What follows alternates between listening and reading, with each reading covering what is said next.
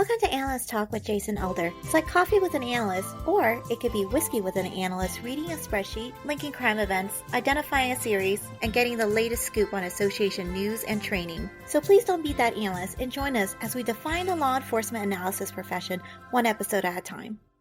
Thank you for joining me. I hope many aspects of your life are progressing. My name is Jason Elder, and today it's IACA Election Coverage Day. And with me is Amanda Bruner, who is running for president of the IACA. Amanda, how are we doing? I'm doing wonderful. I'm getting all excited for Vegas next week, and I'm happy to be chatting with you as always. Yes, so this will come out after the conference, but I did want to get your perspective going in, and I'm sure there's going to be a lot of discussion at next week's conference. For the listener, the way this is going to work, I'm going to interview both Amanda and Jonathan, and they've been given the questions ahead of time. They're given the same questions. We'll run through them, and then I publish both episodes at the same time. So if you're listening to this, there's also an interview with Jonathan. So please take a moment to listen to that as well. And of course, cast your vote. All right, Amanda, let's just do a little softball question. Can you give the listeners a quick bio about you, where you're from, what your current title is, the committees that you're a part of? Absolutely. So I am currently based out of Charlotte, North Carolina. With that, I have the privilege of being somewhat of a digital nomad, I like to call it, where I bounce around the United States. So I work for the CNA Corporation, and CNA stands for the Center for Naval Analyses. There are essentially two portions to the organization. There is the federally funded Research and Development Center for the Navy. So there's a SCIF in Arlington. Then there's the side I work on that is the Institute for Public Research. So that side does a variety of different grant administration for different federal entities. You kind of go down the org chart a variety of different ways, and then we get down to the Center for Justice Research Innovation. That's the center I work in as a crime analysis advisor, or otherwise known as an embedded crime analyst. So I primarily support the crime analysts in residence, Project Safe Neighborhoods, and Public Safety Partnership grant programs. So these are PSN and PSP are larger grant programs. CAR is much smaller, just really focusing on crime analysis. But for each of them, I travel the country to different law enforcement agencies to provide crime analysis training and technical assistance. So I've had the privilege of working with probably nearly 24 law enforcement agencies at this point in time, and they range from small and mid-sized departments to large urban organizations. So no 2 days are ever alike in the analyst world, but I've had the opportunity to meet analysts from all different backgrounds, use just about every RMS under the sun, work with Power BI, ArcGIS, all the big programs out there, and that is essentially what I do. So I provide training, but I also sit next to analysts and work alongside them, providing support. Prior to this job, I was an analyst for the Matthews Police Department. I was their first crime analyst. So I set up the unit there, had a lot of great support from command that really has influenced where I've gone with my career. Prior to that, I was an intelligence specialist for Bank of America. So did a lot of open source event monitoring. So essentially in the private sector, there's a variety of different analysts that evaluate how things may impact that business. So in our case, we were trying to monitor for all hazards approach for anything that may impact a financial center or where Bank of America employees were living. And even before that, I was a part-time analyst for the Michigan State University Police Department. So go green to any Spartans listening out there. And then to top it all off, I do teach on the side currently for Radford University as well as the University of North Carolina at Charlotte as an adjunct criminal justice professor in crime analysis. All right. That's a mouthful. Yeah, there's a lot there. So why do you want to be the next IACA president? So I am running for this position primarily because of my passion about the field. I always say I live, eat, and breathe crime analysis. I've got the full-time job, I've got the part-time jobs in crime analysis. I'm also the president of the Carolinas Crime Analysis Association. So across all of these things, I've started to see consistent themes amongst analysts that have highlighted both the challenges and opportunities that they face. So basically, I've started to kind of determine that across the board, getting access to data, critical issue, trying to advocate for the integration of crime analysis in an agency and generating leadership buy-in, across the board, an issue, right? So regardless of if you're an analyst for a small agency in Florida or a big agency in California, there's a lot of these issues, right? And they transcend outside the US and they're global, that it's the profession as itself. So what I am hoping is that if I were to be elected as president of IACA, I want to be a part of moving IACA forward. How do we grow this association? How do we have it serve the next generation of analysts? How do we foster innovation and so forth? And I think that we need to make IACA an invaluable service to the younger generation of analysts who are becoming increasingly professionalized. We have to recognize that this career field has changed. It used to be very commonplace for officers, administrative assistants, and so forth to transition to become analysts, and that still exists. But now we have all sorts of academic programs. We have students using all sorts of different technology in school, and they're entering agencies with more technical background than some working analysts.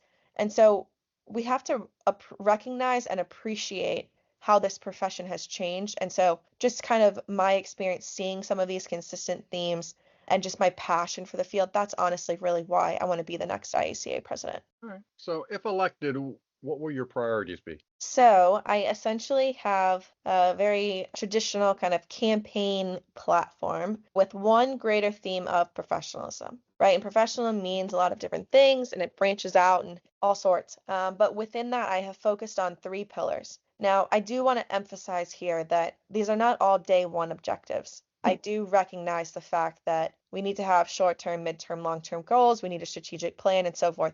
But these are definitely the themes that I would like to prioritize. And as I go through some of these, some of them are a little bit easier to implement, others take a little bit more time. So my first pillar is transparency, and that is comprised of 5 subcategories. So formal processes, implementing a standardized, transparent process for volunteer positions. What I'm looking for is a standard across the board when there's an opening on a committee or an opening for a volunteer position, that the membership has a way to know that that is open and has a way to apply. That way we can get new faces involved in the association. And it also just increases some of that communication about ways to get involved and how the organization runs. Likewise, I'd like to see additional open governance. So with those volunteers, I'd like to see an org chart of all the volunteer roles. Who is reporting to who's on what committees fall under what board members, and so forth. And I also think on that note, making committee charters accessible to the membership is important. They were previously, they just currently are not posted on the website, but I think that that would be a relatively easy item that could be published. Accessible meeting minutes. So we know that there are minutes that are published, some of which are on a delay, so you do have to request them. I think that if we could increase or the frequency that those are produced, or at least decrease the turnaround time after a meeting, I think that's one piece here. And then the second component would be also about detailing decisions made in between meetings. Next up would be financial accountability. So increasing the frequency and detail of financial reporting to the membership. So in the Carolinas, we put out a financial statement every month on our website, and it breaks down every line item. It's pretty specific, shows all the money coming in, all the money going out. It tells you if it was for Square or PayPal or which way we got it, just about everything. I'd like to see something with that great detail. It's produced behind the scenes. I'd like to see more shared with the membership. And then the other thing under transparency I'm focused on is administrative support. So I'd like to explore hiring a nonprofit business manager. So it isn't necessarily an analytical position, but someone with a basis in nonprofit management to come in to help support the association's operations. So then this moves on to the second and third pillar of my platform. So the next one is technical skills development. Within this, I'd like to see just kind of taking everything we have as a basis. This isn't about really starting from scratch or anything like that. I think that the current training program is excellent, but we can always look at ways where we can move forward.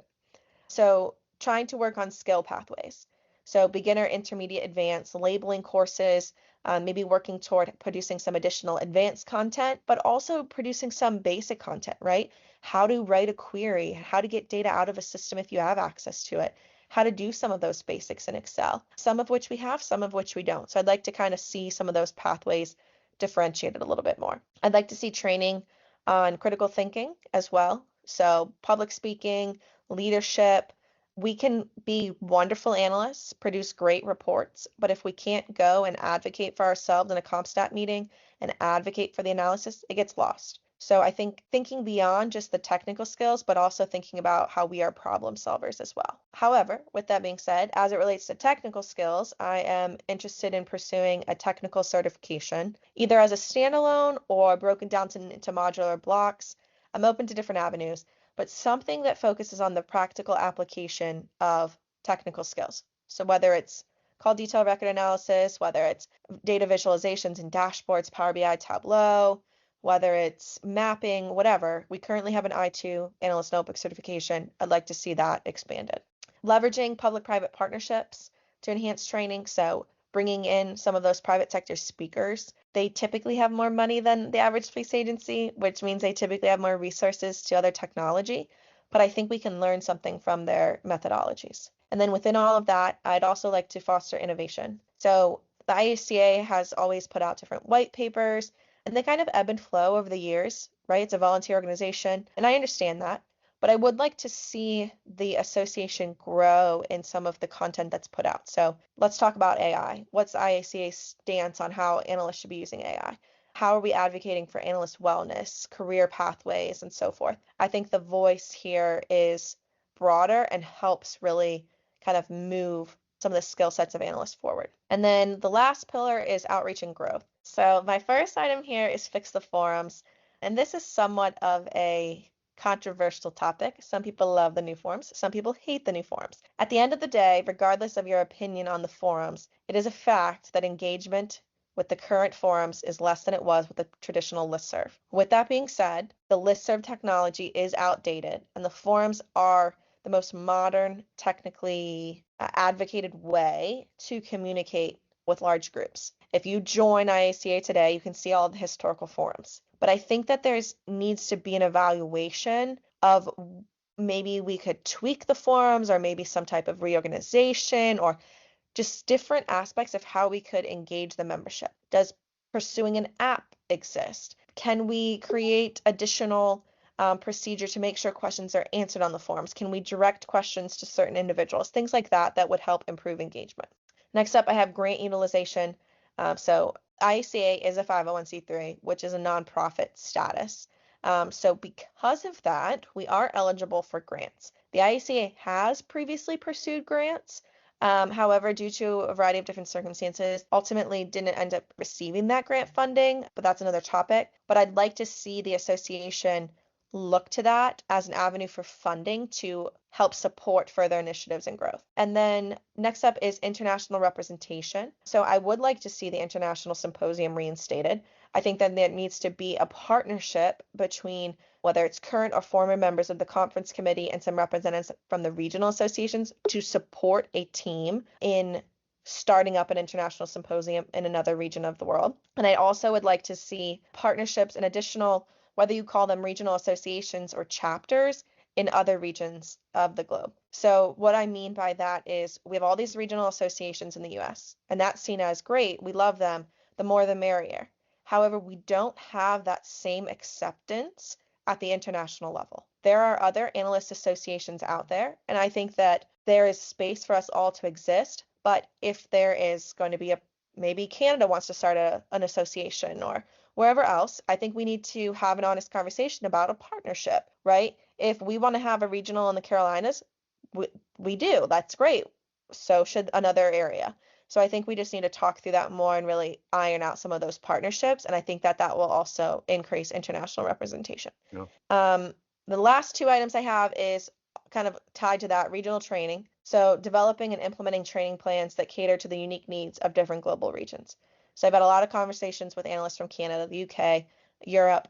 Data policies are not consistent around the world. And especially when it comes to what a US analyst can do with OSINT, that looks completely different elsewhere. So somehow moving beyond the US-centric approach. So leveraging context there, increasing the translation of English materials, but really using those partnerships from the previous statement that I made to leverage tailored training for those regions. And then the last item on my platform, I know I've been talking for quite some time here, is academic outreach. We did at one point in time have an academic outreach committee. And again, as I mentioned, volunteers, there's a lot of things going on, a lot of moving parts. It doesn't currently exist. But I've spoken with a number of individuals who would be interested in being a part of that should it come back. And I think strengthening ties with educational institutions is huge. In the Carolinas, we had a student poster session. I know Marquand's done that before. And we brought in students from the universities to present on some of their research during an ice cream social. What are other ways that we can leverage the partnerships, and that is our future? And there's also a fine line between crime analysis and the academic realm, right? There's a lot of people that switch between their practitioners and academics. And I think that, again, this is really about growing this community further. All right. So regarding the administrative position, and you kind of hit on it several times, it's sometimes it's hard to get things moving and sustained in a volunteer relationship. I think when I think of that position, I think of what IALEA just went through.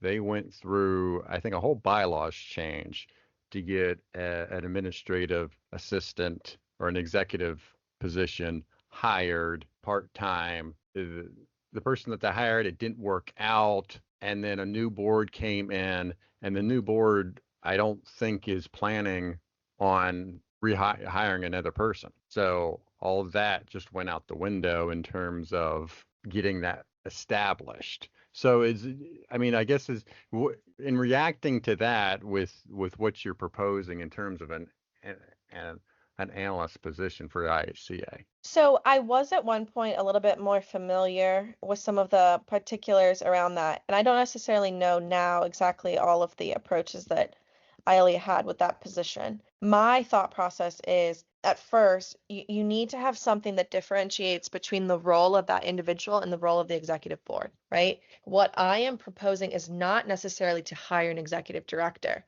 It's to hire a business manager. And I think that those are entirely different things, right? What I'm envisioning is that position is not necessarily someone who has any background in analysis. I don't envision that person impacting strategic planning. I see that person as the behind the scenes employee, whether it's part-time, full-time, whether it evolves into something more, is up for obviously further discussion. But when we think about a business and how many things have to get done and reporting and continuity, all of those things I think are important, and having someone that is in that stable role, I think is critical.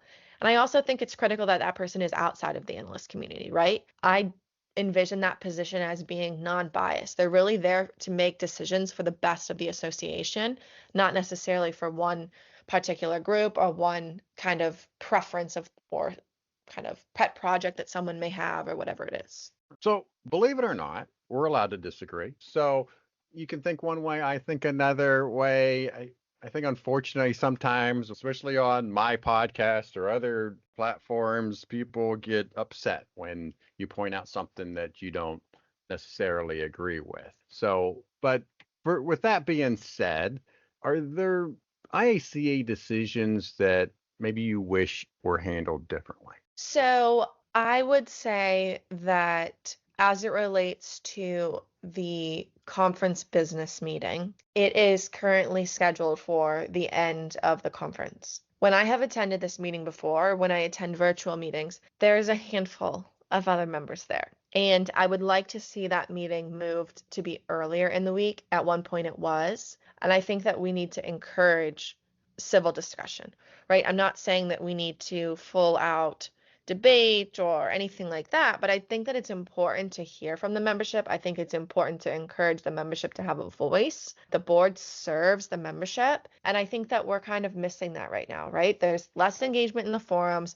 We have very few attendees at the virtual meetings, very few attendees at the in-person meetings, and it's great that we have wonderful turnouts for the conference and training, but how do we sustain this organization? How do we keep growing? And I think we need to foster some of that discussion. So I think that by finding a better time for the meeting, that we would maximize participation for it. And then just in general, I know that it's kind of the hot topic of discussion in reference to the 2023 conference finances. I think that every person you ask has a different story, and that exists in the world. I get it. But at the same time, I've never seen anything formally put out from the association as to why there was a loss for the year. And I think that that's something that we as membership are entitled to see. I think we should talk about it, because I'm not saying anything bad happened or anything like that, but perception. We don't want perception to be reality, right? And it looks like this person has this conversation, this person has this opinion, and so forth. And I think sometimes just confronting that, saying, this is what happened, this is what this money was spent on, this is what this money is spent on, we didn't get as much money here, this contract happened this way. It just makes things a little bit easier in the long run. And what you're referencing there is the 2023 conference, the shortfall there. Yes, right? the $90,000. That's correct. Yes. Yeah. We mentioned the conference being in Vegas. We still live in a time where some police departments just won't send their folks to Vegas. In fact, Jonathan his department's one of them. His department won't let him go on the dime to the conference. So I just want to get your take on IACA being in a place like Vegas where it might be restricted from some analysts. So I definitely feel it is unfortunate that Jonathan won't be able to attend through his agency. And while I understand that some departments may not allow their analysts to attend Vegas, we're still seeing record turnout, right? There's a cap at 800, the cap is exceeded, there's a long wait list, all of that. I think we have to recognize that the location offers advantages in terms of accessibility. Pretty easy for just about a lot of agencies in the US to get that direct flight. There's a lot of places to stay. There is an overflow hotel this year. The event space itself is very large. So I think all of those things contribute to the success of a conference. And I think it also brings into the conversation the fact that we also have regional associations, right? It's not just the IACA conference every year. There are other regional events that allow broader access to training. So maybe an agency doesn't allow Vegas, but you're able to go to something else. That's an option. I think that there's another couple points I would make here. The conference isn't always in Vegas. It does rotate. It will be in Florida next year. I think that with the association cutting back on some of those after hours activities this year, it ends up being quite beneficial that the conference is in Vegas because there's a lot of things for people to do. And I think we also have to kind of think about some previous news stories and places that maybe agencies didn't allow analysts to travel. So, for example, I know when North Carolina had passed the bathroom law several years ago, a lot of people didn't travel to North Carolina. Had there been a conference in Charlotte, people may not have been allowed to come. People have boycotted certain things in Florida with Stand Your Ground after Zimmerman. California sometimes has trouble going out of state, things like that. There are a lot of these nuances, and I think being aware is good, but I think it's also, we have to recognize some of the benefits of the place. But with all of that being said, it's also, I think, a good point to think about too, in that we do have a large turnout from Canada, from LATAM, and so forth. They're traveling outside of their country. So we may be complaining or struggling to go to one particular conference in the US when we have a bunch of other options, but imagine trying to get approval to go out of the country. So I do applaud them, but I also support that the current conference will be in Vegas this year. All right. Is low voter turnout for the IACA elections an issue? Yes. Yes. I had a conversation recently, and there was a joke. Was there more votes in the Challenge Coin contest for the upcoming conference than there were votes in the last election? I don't know the answer. I don't have the numbers, but I think it's crucial for members to get engaged so that we can move forward. We need to also, I think, realistically talk about the voting process. So currently you have to log into the website. Oftentimes when you log into the website, you're prompted to log in again and maybe again. If you go to the forums, you log in again. So there are a couple quirks. By all means, this website is a great improvement from before. There's a lot of features to it. I really do like the website, but that is one thing where you go in, it's not just like pulling up Facebook on your phone. So I'm curious if we might be able to explore an app in the future that may streamline the process, right? So if you had an app on your phone that you got push notifications to, you could stay logged into it, you just open it up, you clicked vote. Would we see an increase in voter turnout? Would we see an increase in engagement? I think that we need to have a serious conversation about how to encourage some of that participation. All right. I'm going to ask this every year to all the candidates until we see an increase. But so the membership dues, it's $25. It's been $25 since the inception of IACA. With inflation from 1990 till now, we're talking about dues should be around $60. Do you think the membership dues should increase? If so, what should they be and how much should it increase? And if not, why should they stay the same? So my thought process here is it's an interesting point, right? I feel like I'm campaigning and I'm saying like, let's raise taxes. But ultimately, yes, I do believe the membership dues should increase. If we look at IALEA, for example, IALEA charges $50. The regional associations do range from $20 to $50. And I think that we have to be realistic here that we get what we pay for. So if we're talking about a nonprofit business manager, if we're talking about an app, if we're talking about additional scholarships for analysts around the globe, how are we going to fund that, right? Increasing dues would allow us to invest in additional training resources, infrastructure, continue growing this association. So I think it just creates, I also think with that most members' dues are covered by their agencies. Costs have risen across the board. I don't think that it would appear as it's just us raising costs, right? Everybody talks about inflation and so forth. And as it relates to how much, I would say that we should probably be between $40 and $50. With that being said, I would be a proponent of a gradual progression of that increase. I am cognizant, especially being heavily involved at the regional level, that the increase for IACA would be a trickle-down effect and may reduce membership renewals at the regional level. So I think we need to kind of have a step-by-step process to that. So the executive board members, I think by the bylaws, they're supposed to work 10 hours a week. They obviously, in talking to any one of them, they'll tell you they work way more than 10 hours a week. And even in the same notion, at next week's conference, two of the board members aren't going to be at next week's conference, and Rachel is going to be there now, but it was thought that even Rachel was going to miss. So that would have really left the board shorthanded at the conference. My point is this leans to maybe the board should expand, and ICA currently has 5, IALEA has 11 with fewer members than the IACA. So I just want to get your thoughts on maybe the possibility of expanding the IACA board. So in general, I'm not opposed to expanding it. However, I would argue that pursuing that nonprofit business manager role would be a bigger priority, in my opinion. I think that may have a trickle-down effect that may influence that. With that being said, if we were to expand the board, I think one of my priorities there would be to ensure that the expansion would have a requirement to have an international member on the board at any point in time. IAC is very fortunate to have Rachel Carson as the VP of membership, but there have been many times where all of the board members were in the US or North America, and I think that if we were to expand, what else can we do about that? The other thing I think that we may need to explore as well is just, in reality, how many individuals are interested in being board members, right?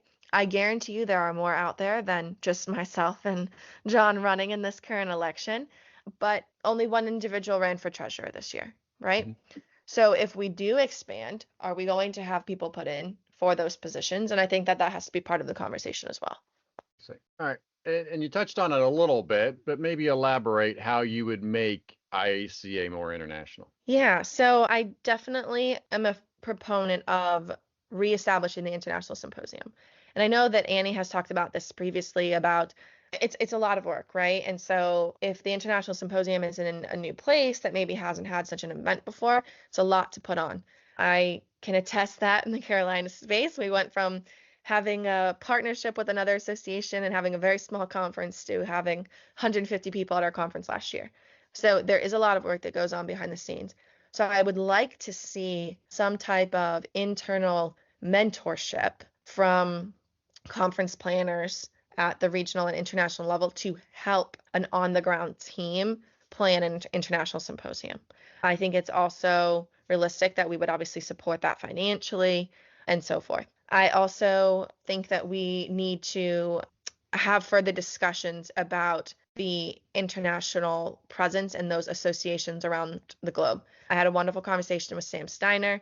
He helped start up IACA. They have over 1,100 members. It's an incredible number of analysts in Europe that are a part of that organization. IACA does not have a formal relationship with EACA. And I think that that's something that we need to explore. I'm not saying that anything like guaranteed, anything like that, but I think that it's worth having a discussion, right? I mentioned this before. Regional associations are great in the US, but we need to have that same perspective about chapters and regional associations around the globe. And I know that IACA has made a lot of strides forward, especially as it relates to chapters. There's a few chapters coming on board currently. And I think there's a lot to learn here, honestly, from IALEA.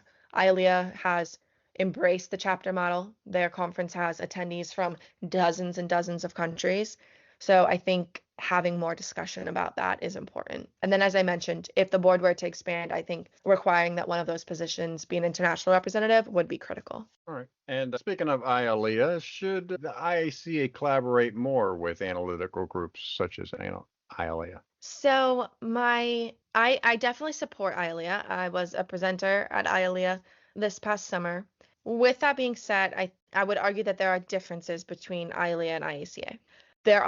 There's overlap between crime analysts and intelligence analysts. We sometimes do use the same tools, we work in the same settings, and so forth. So theoretically, a partnership would make sense. However, with that being said, IALEA's conference agenda and some of their priorities cater a little bit more to sworn officers, higher level leadership, theory, and a little bit more focused kind of at the federal and military levels than IACA is. So a partnership, yes. Joining, anything like that, I would not necessarily be in favor for, in the sense that I believe that IACA needs to be an association for analysts by analysts. So I think that there's ways for them to collaborate, but I think staying independent organizations, having independent conferences is something that I am in favor of. All right. Some people feel that the IACA is an association just for training and networking.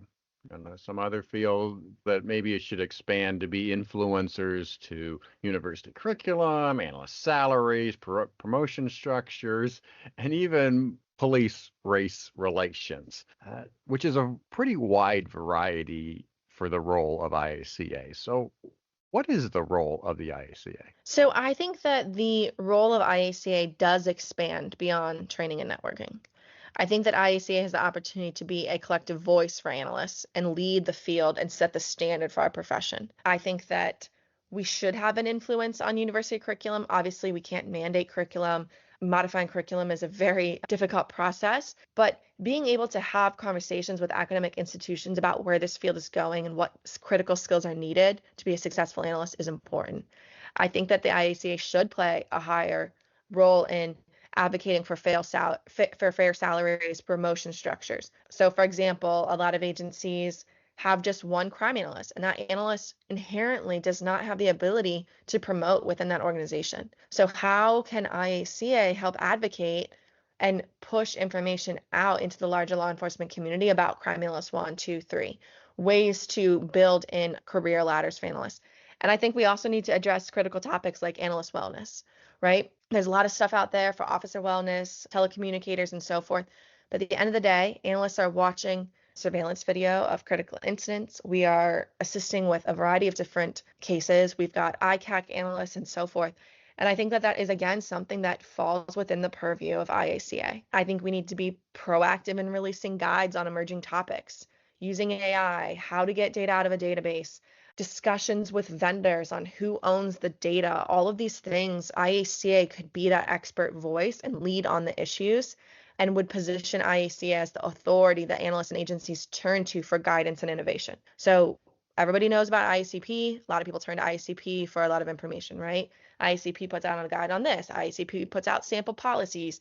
IACP puts out these resources. IACP also puts out content for crime analysis, right? And that's wonderful. But I want to see people turn to IACA, and they do to an extent right now, but I want to enhance that. And I think that that is within the purview of IACA to really advocate for this profession, advocate for analysts, and ensure the long-term kind of future of our career. What would winning the IACA president election mean to you? So winning this election would by all means be an incredible honor.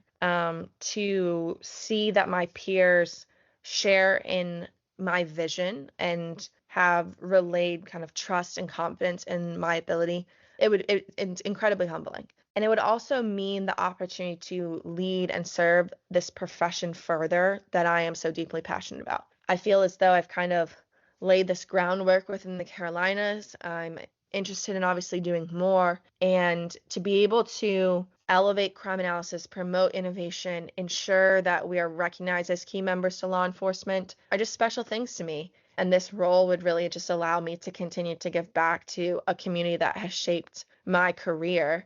Some of my closest friends I've met at IACA conferences or at different events and so forth, and to just be a part of this all together and to be able to represent this organization would be amazing. All right. And I'll leave the final word to you for our listeners. Any final words or maybe even a campaign slogan? So I would just say that I am excited about the potential opportunity to jointly lead the association. I do welcome all questions and ideas. I have launched a website. It's Amanda K. Bruner, BRUNER.com. On there, you can contact me, you can read my platform and so forth. I'm more than happy to set up a Zoom or a phone call with anyone to discuss any questions you may have, the platform itself, to hear what you have to say. I've had, I think, between 50 and 60 calls so far with members and leaders to discuss this campaign, and I really value that collaboration. And I would just say, don't forget to vote. The voting period does run from September 16th through October 15th, and my campaign slogan is Empowering Analysts. Very good. Well, good luck in the election. Safe travels next week, and you be safe, Amanda. Thank you, Jason. Thank you for making it to the end of another episode of Analyst Talk with Jason Elder. You can show your support by sharing this and other episodes found on our website at www.leapodcasts.com. If you have a topic you would like us to cover or have a suggestion for our next guest, please send us an email at leapodcasts@gmail.com. Till next time, analysts, keep talking.